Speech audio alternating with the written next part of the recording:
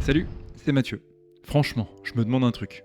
Qu'est-ce qui peut pousser des influenceurs fitness à terminer le marathon de Paris alors qu'ils revendiquent haut et fort depuis des années qu'ils détestent le cardio? Pourquoi je pose cette question? Parce que c'est exactement ce que Nassim Saeli et Eric Flagg ont fait cette année.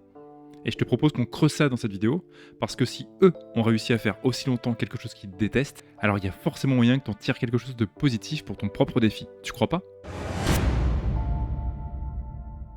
Et on va commencer par les présentations. Tout d'abord, Nassim Saeli, c'est un gros youtubeur fitness spécialisé dans la musculation et le bodybuilding, donc le fait de développer sa masse musculaire.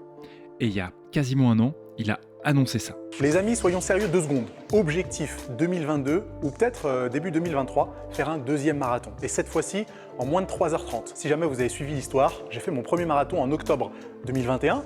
Bon, je m'en suis plutôt bien sorti, même si niveau récup, les 4 semaines suivantes, c'était absolument n'importe quoi. D'ailleurs, j'étais un peu surpris connaissant Nassim, qui est quelqu'un qui est hyper carré dans sa prépa, de se lancer dans un marathon sans jamais avoir couru. Et bon, il a payé parce que son système nerveux a pas trop kiffé. Mais ça, c'est pas le sujet de cette vidéo, on pourra en reparler une prochaine fois si t'as envie. Et fait assez surprenant, quelques mois plus tard, un autre youtubeur spécialisé dans la calisthénie et le développement personnel a fait exactement la même annonce. Ouais, je parle bien d'Eric Flagg. Bon, j'ai 4 mois pour être prêt à courir le marathon de Paris. Je déteste le cardio et j'ai aucune expérience en course à pied. Yes! Et pour y arriver sans me casser les genoux ni perdre tous mes muscles, il va falloir faire ça bien, me fixer des objectifs réalistes et qu'on m'aide un petit peu. Voici mon plan. Eric a tout compris, il explique directement dans cette intro de vidéo. Il va faire quelque chose qu'il sait pas faire, il veut pas se blesser ni perdre le fruit de son labeur, donc tous ses muscles. Donc il lui faut un plan avec des objectifs réalistes et se faire accompagner pour pas se blesser. Et comme le hasard fait bien les choses, Nassim et Eric ont tous les deux choisi de se préparer avec Campus Coach. D'ailleurs, Nico et Tristan, les fondateurs de Campus Coach, ont interviewé Nassim et Eric pour parler de leur préparation. Et donc, plutôt qu'aller switcher sur plein de contenus individuels, on va profiter de cette aubaine parce que dans cette interview d'1h15, ils sont hyper généreux en conseils. Et donc on va aller chercher là-dessus ce que toi tu peux récupérer. Mais avant d'aller plus loin, j'ai envie de te partager une galère de créateur de contenu. Cette vidéo, c'est la 5e fois que je la tourne. Ouais, t'as bien vu, 5 fois. Je suis à 2 doigts de pas la faire parce que vraiment j'en ai ras-le-bol. Et tu vas te demander ce que j'ai foutu pour être obligé de la retourner 5 fois. Je suis en train de préparer un nouveau setup parce qu'en fait je cherche à optimiser mon temps de création de contenu. Et chose que tu ne sais pas, mais mon autre setup, il me faut à peu près 45 minutes parce que c'est ma salle d'entraînement. Donc je dois mettre les éclairages où il faut, les placer correctement pour pas avoir trop de reflets dans mes lunettes, placer le prompteur, régler le téléphone et l'éclairage, brancher le micro externe, ça me prend des plombs à faire tout ça. Donc là, je me suis équipé webcam, PC, mais résultat, mon PC portable galère vraiment, malgré mes réglages d'OBS. J'avais toujours des moments où j'avais des lags dégueulasses, ça te faisait vraiment les doublages à l'ancienne là, tu sais. Vous remarquerez que parfois, les mouvements des lèvres ne correspondent pas exactement aux paroles prononcées. Alors s'il te plaît, donne-moi un peu de force pour les prochaines vidéos, lâche-moi un petit pouce en l'air, mets-moi un commentaire plein de love, et on est parti pour mater l'interview de Nassim et Eric. J'appréhende un petit peu le fait que je ne sais pas ce qui se passe une fois que j'ai couru 2h30 ou 28 kills qui sont les temps et distances max que j'ai fait.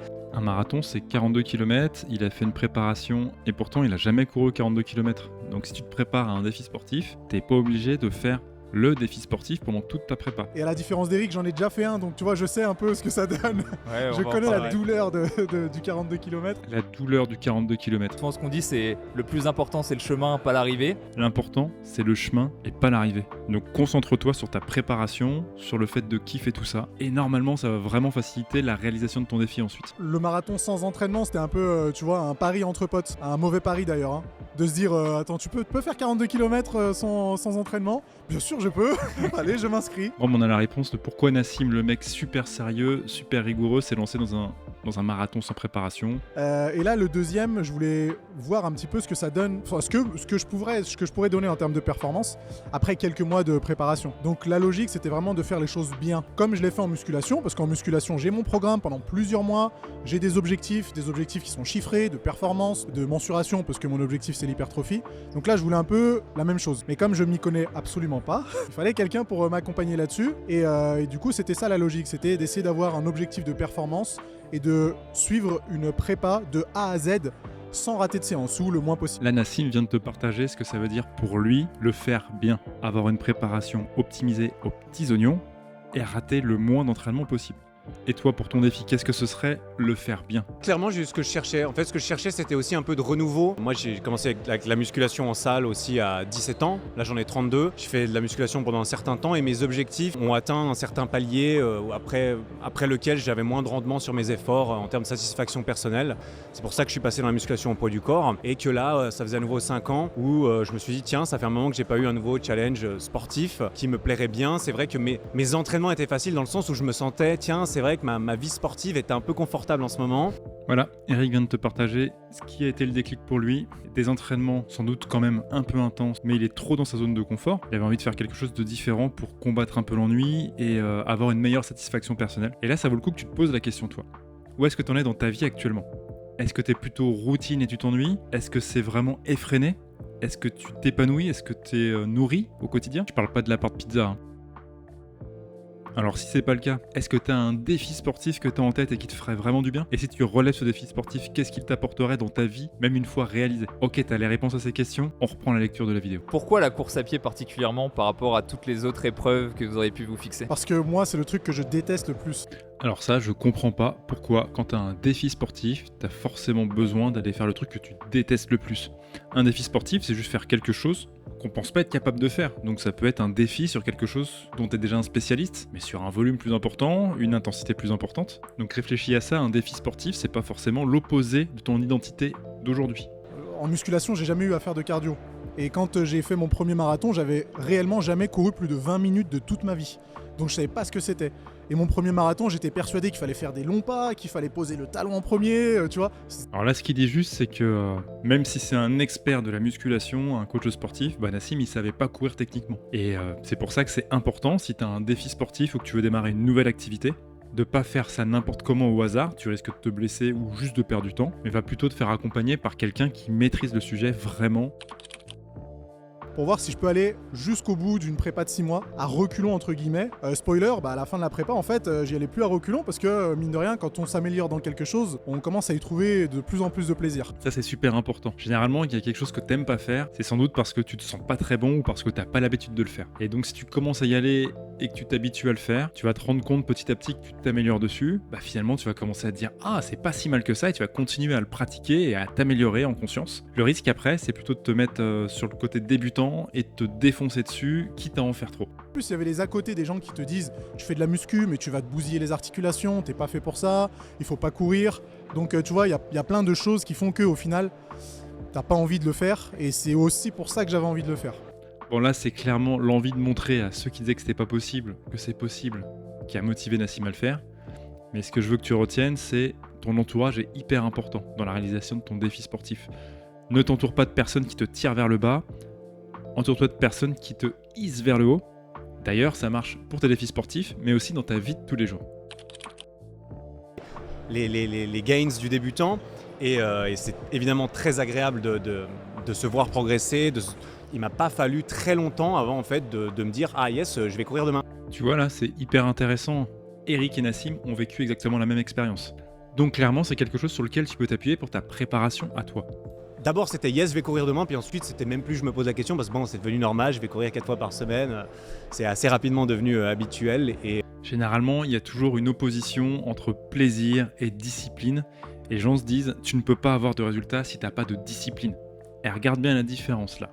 Au début, Eric a dû travailler sur sa discipline pour aller courir, mais il vient de dire un truc super important. Après, c'est devenu normal d'aller courir, je cours 4 fois par semaine. Il a produit un changement au niveau de son identité. Il est devenu quelqu'un qui court 4 jours par semaine. Pour atteindre ton objectif, travaille ton identité. C'est entre autres ce qu'on peut faire avec du coaching. Le problème de la course à pied, c'est que c'est trop accessible. Que les gens commencent à courir, alors parfois 1 heure, tous les jours. Et en fait, par exemple, là, il y avait une mode pendant un moment, à cause de One Punch Man, courir 10 km tous les jours. Mais il a pas fallu longtemps que les gens se blessent. Le principe qui se cache derrière ça, c'est la progressivité. Je passe de 0 à 10 km par jour, tous les jours. C'est énorme comme impact. Donc si tu as un défi sportif et que tu as le temps de le préparer, commence tout doucement, une chose à la fois, un pas après l'autre. Et petit à petit, tu auras construit le physique, le mental et les habitudes qui vont te permettre de réussir ton défi. Si tu vas tenter un salto arrière en gymnastique alors que t'en as jamais fait, t'as un truc qui s'appelle genre l'instinct de survie qui va Ouais. t'empêcher de le faire. On va faire un Foutu salto lapin. par jour. Ah non, Ça, non. ok. Un salto par jour pendant 30 jours, c'est aussi un sacré défi, mais il faut réussir à apprendre le salto. Et effectivement, t'as vu la nuance? On pense tous savoir courir, on pense tous savoir faire des pompes, on pense tous savoir faire des squats, et donc en fait on part à fond tout de suite. Alors que quand tu vas faire un salto, tu sais que ta vie est en jeu, donc il y a ton mental qui va te retenir et qui va t'empêcher de faire n'importe quoi, soit t'empêcher carrément de réaliser ton rêve, soit t'inviter à aller te faire aider par quelqu'un qui sait faire. Oh là là, l'après-marathon, une déprime totale. J'ai perdu toute motivation à m'entraîner. Je mangeais n'importe quoi. J'avais du mal à dormir. Et clairement, je sais que c'était à cause d'une mauvaise récupération ou en tout cas d'une mauvaise préparation. Oui, parce qu'effectivement, tu penses qu'à ton défi, mais tu penses pas à la récupération derrière. Un marathon, c'est quand même très très long, donc ton système nerveux a besoin de récupérer. On en revient à, si t'as un défi, il va pas en mode YOLO à l'arrache. Prends le temps de le préparer parce que derrière, tu vas déguster sinon. On en revient au principe de progressivité finalement. Marathon ou pas marathon, hein, c'est pareil. 25 coches au-dessus de ce que tu fais d'habitude, ça va être violent à récupérer. Si t'es juste un petit peu au-dessus, peut-être même un peu en dessous de ce que t'auras fait en préparation, en fait, ça va passer crème quoi. Et on en revient à pourquoi choisir un défi à l'opposé de ce que tu dois faire d'habitude. Parce que toi, comme moi, on a une vie bien chargée, et donc se rajouter tout ce stress, est-ce que c'est vraiment nécessaire? Marathon, c'est ça, c'est à la fin, il y a vraiment une décharge d'émotions de je l'ai fait, la finish line du marathon de Paris sur l'avenue Foch est assez sympa pour ça. Ouais, j'imagine. Est-ce que ça, c'est pas une clé? Finalement, le défi sportif, c'est pour aller vivre des émotions que tu vis peut-être plus au quotidien. Mais c'est l'une des rares périodes où j'ai été mais ultra carré sur absolument tout. Qui plus est parce que je rajoute les 6 à 7 entraînements de musculation. Donc j'étais persuadé qu'il fallait... Enfin, j'avais pas le droit à l'erreur quoi. T'as entendu? 6 à 7 entraînements de muscu en plus. Donc il a raison, pas le droit à l'erreur, mais c'est clairement pas une charge que toi tu dois pouvoir encaisser. Couché à 22h, réveil sans réveil, douche froide tous les soirs, j'ai bien mangé, j'ai raté que 2 séances. J'ai l'impression que c'est même pire que pour un athlète professionnel. Moi perso, j'ai pas envie d'aller jusque là. Je sais pas ce que t'en penses toi, mais je préfère revoir mes priorités, réadapter les trucs et peut-être minimiser un petit peu mes performances pour le défi. Moi, je me suis dit, ok, la course à pied, c'est important maintenant, c'est plus important au niveau sportif, donc c'est la course à pied en premier. Et ensuite, du coup, moi, je suis passé de... normalement, je m'entraînais un jour sur 2 en musculation ou street workout, et là, je suis passé à 2 jours par semaine. Donc, en gros, pour moi, je m'entraînais 6 fois par semaine avec un jour de repos. Mais le reste est aussi important pour moi, donc je donne une priorité à la course à pied et je réduis un petit peu le volume sur le reste. Donc ça, c'est la stratégie, je pense, qui est la stratégie gagnante. Donc si tu as un défi sportif, pose-toi la question de à quel point il est important pour toi et quelle place sa préparation doit occuper dans ta vie. J'ai délégué la responsabilité, j'ai pris des coachs, j'ai pris un programme. C'est pas pour remettre en question, je m'en fous. Moi, je veux que ce soit écrit. C'est écrit 30 minutes, tu cours à 7 allures, tu t'arrêtes 30 secondes, tu fais pas 15 secondes. Moi, je fais exactement ce qui est écrit. Je viens, je coche mon truc. Je suis très content de cocher ma case pour dire j'ai fait ma séance, les gars. 2 trucs intéressants. 1, il a délégué sa préparation à son coach. C'est-à-dire qu'il s'est enlevé la charge mentale de la préparation, la charge mentale de se poser les questions pour l'entraînement. Il avait juste à se concentrer sur faire le taf. Le fait d'avoir un coach fait que maintenant ils sont 2 dans la préparation du défi, donc il est plus tout seul, ça c'est super important aussi. Et le deuxième truc à retenir dans ce passage, il s'est concentré à mettre en place des petites victoires, tu vois, il coche la séance faite. C'est comme ça que tu réussis les choses. C'est en parsemant ta préparation de petites réussites. Une checkbox par jour d'objectifs réussis, c'est le chemin vers la réussite, garantie. La régularité, le sérieux sur la prépa, ça veut pas dire qu'il faut faire du 100%. Parce qu'on a une vie sur 6 mois, sur 4 à 6 mois, il y a forcément des moments où il va y avoir un petit truc. Mais nous, ce qu'on dit souvent, c'est que le but, c'est de réussir au moins 95% des entraînements. Voilà, Nico vient de redire exactement la même chose. Suivre le plan, le tenir le plus possible, mais continuer de vivre quand même. Moi, quand je vais courir ou quand je vais m'entraîner, je pars du principe que c'est mon travail, que c'est pour le travail et donc j'ai pas le choix parce que si je dois me lever le matin et que mon patron m'attend, bah j'ai pas le choix. Donc là c'est la même chose, si je dois aller courir, j'ai pas le choix, c'est le travail quoi. Donc... Si t'as pris un contrat avec toi-même, finalement, bah te laisse pas le choix. Donc si tu imagines que c'est pour le patron, hein, pourquoi pas. Non, moi c'était le stress psychologique. Il y avait une période où vraiment je voulais plus entendre parler de marathon. Je pense qu'il y a un côté aussi où il en a tellement fait, tellement rajouté qu'il a dû saturer. Donc c'est pour ça, on revient sur la progressivité. T'es peut-être pas obligé d'avoir un volume de malade comme Nassim. Oublie pas, choisis tes priorités dans ta vie. Ou le fait de le rendre public, parce que mine de rien, ça aussi, ça met la pression. De se dire qu'il y a des gens qui regardent tes entraînements sur Strava, qui vont te dire ouais, mais pourquoi tu cours à cette allure-là? Pourquoi tu cours pas moins vite? Pourquoi tu cours pas plus vite? Super intéressant ça. Tu vois, à annoncer publiquement ton défi, tu te rajoutes un stress supplémentaire sur le fait de le réussir ou pas. Et t'as aussi le regard des autres qui vont te donner leur avis. Donc on revient sur ce que je te disais tout à l'heure. Les écoute pas et concentre-toi sur ceux qui te tirent vers le haut. Donc t'as une équipe de coach, t'écoutes l'équipe de coach, t'écoutes pas les autres. D'après vous, quels ont été les conseils principaux que vous avez appliqués qui vous ont le plus aidé dans votre préparation? Excellent. Vous n'aviez aucune connaissance, Surtout que moi j'avais un peu cette mentalité de musculation où pendant très longtemps, j'allais m'entraîner, le but c'est de faire mieux que la fois d'avant. C'était de pousser un petit peu plus.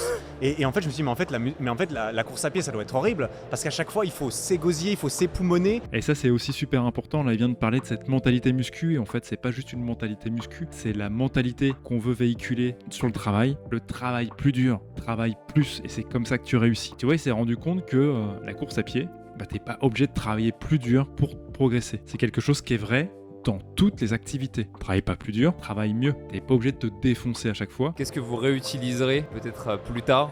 Bah moi justement c'est cette histoire d'allure hein. Et la découverte de l'entraînement en zone 2. Bon, on va oublier sa réponse parce qu'elle est vraiment spécifique course à pied. Par contre, ce que je trouve intéressant, c'est la question de Tristan. Une fois que tu auras terminé ton défi et que tu seras devenu une nouvelle personne, qu'est-ce que tu vas garder comme habitude? Parce que ce serait complètement stupide de revenir en arrière, de régresser pour redevenir la personne que tu étais avant. Réfléchis déjà à ce que tu vas garder de la préparation. Bah, au bout d'un moment, t'arrives plus à trouver autant d'excuses que ça parce que tu te les fais tomber avec des petites preuves quand t'arrives à faire ce genre de choses. Donc c'est... Je suis 100% d'accord. Pour moi, c'est même la définition même de l'épanouissement, tu vois. Tu vois, aller faire un défi sportif, sortir de ta zone de confort, ça va te permettre de faire tomber des barrières, donc travailler sur ton identité, ce que je disais tout à l'heure. Et Nassim utilise le terme d'épanouissement. C'est épanouissant de devenir une meilleure personne. Bon, on va en rester là pour cette vidéo, parce qu'après c'est vraiment sur la projection sur le marathon, on est vraiment trop sur de la course à pied. Avant que je fasse la synthèse des choses que j'aimerais que tu retiennes pour cette vidéo, j'aimerais que toi tu me mettes en commentaire les choses que tu as retenues pour ton prochain défi. D'ailleurs, il n'y a aucun spoil, mais Eric et Nassim ont fait leur marathon et ont tenu leur objectif, donc bravo à eux deux.